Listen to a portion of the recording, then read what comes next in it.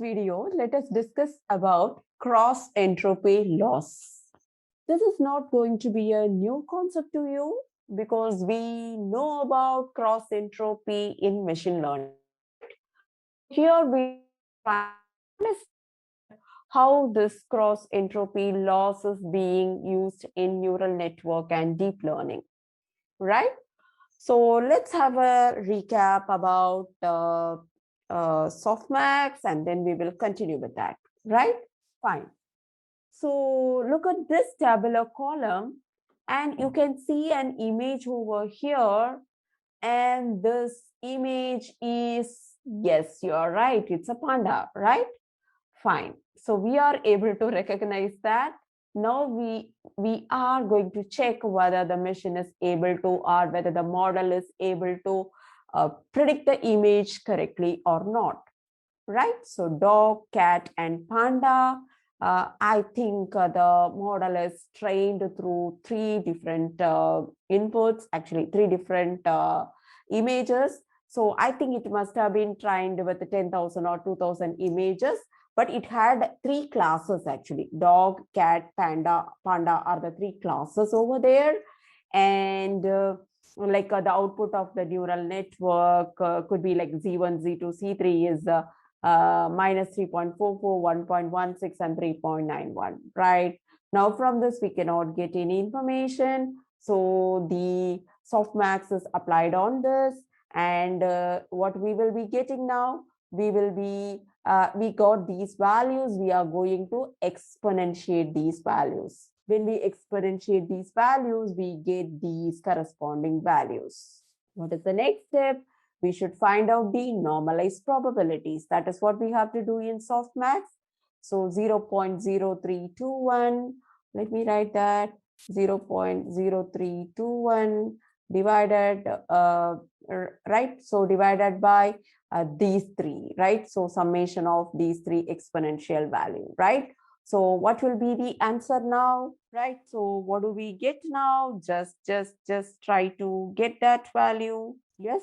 So in the denominator, you have to add all these unnormalized probabilities. Okay, right? Fine, that is clear, right? Yes. So hope that is clear, right? So you have checked with all the three values and you must have got these three answers, right? Fine. That's very clear. So we got a scoring function and then we converted to unnormalized probabilities, which means we were trying to get the exponential values and then we were trying to normalize the probabilities. Now what is the next step, right?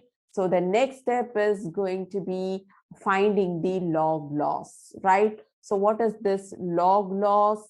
Log loss is going to be here like minus y1 log y1 hat minus y2 log y2 hat, right? Minus y3 log y3 hat, right? So what are these y1, y2, y3? y1, y2, y3 tell us about the actual values. So we have seen, right, dog means it can be written as 100, cat could be 001, right? So again, how it is considered, right? And what is this y1 hat?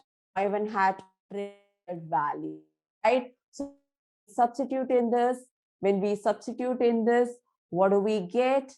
Right? So it is a panda image, right? So what do we get? The logarithm of the predicted value. This part is being calculated, right? So the logarithm of this part is being calculated. So like there is the actual value. What is the actual value? That could be 1 into 0.9, sorry, 1 into, minus log 0.9393. So what will be the output now? 0.0626. So according to me, the loss is actually very less, right? The loss is really less, right? So always we try to increase the predicted value of y so that the log loss will be less, right? Clear with that, right? So let me take an example. Like, so there is an image for cat, dog, right? Goat, and say horse, right? And out of these, what are we getting is like, say, the outputs we are getting it as 4, 3, -1 and 2. So what do we do over here? We find out the probability, exponential for this exponential.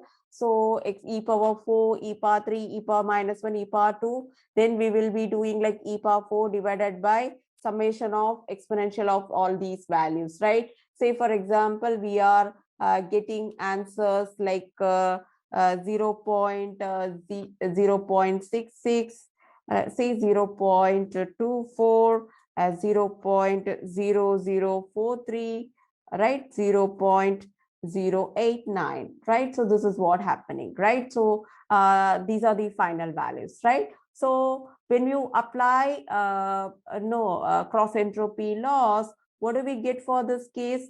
Minus y1 log y1 hat minus y2 log y2 hat minus y3 log y3 hat minus y4 log y4 hat, right? Because basically we have 4 classes over here. Say, for example, we have considered this image, say Haas, and when you substitute this over here, what do we get?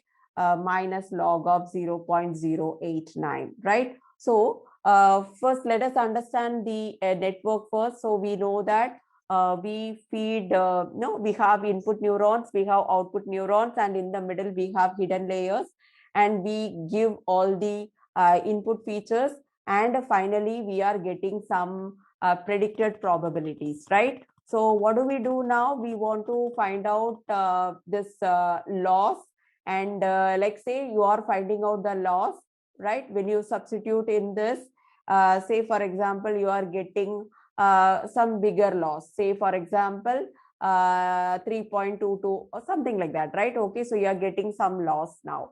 So what do we do now? We back propagate now. We try to update the weights in such a way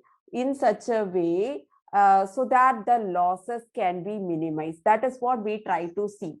Okay, so in the second time, there may be a chance that the loss may be reduced to 2.67 something, right? So this is how we try to back propagate again and again to reduce the log loss. So when the log loss will be minimum, so when can we consider the model as a good model?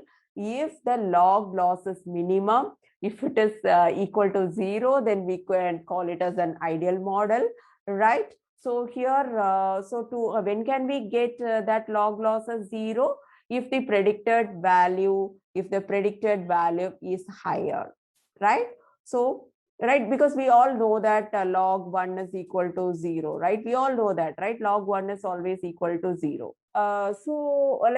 If it is equal to 0, then which says that there is no log loss, right? So this is a brief introduction about cross entropy loss. Hope it is clear to you, right? Yes, thank you.